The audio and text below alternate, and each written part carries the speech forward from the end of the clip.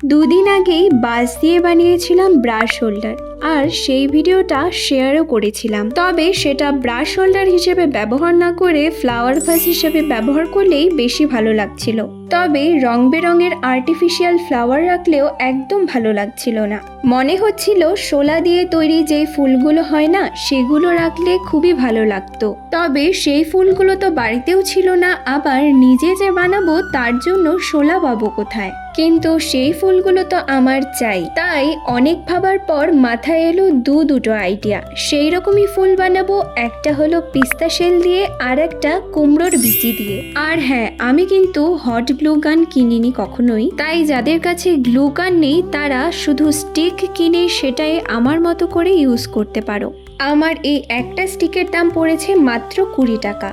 তাহলে আমার কাজটি কিন্তু কমপ্লিট। ভিডিওটি ভালো লাগলে একটা লাইক করে দিও। দেখা হচ্ছে খুব তাড়াতাড়ি নেক্সট ভিডিওতে। টাটা।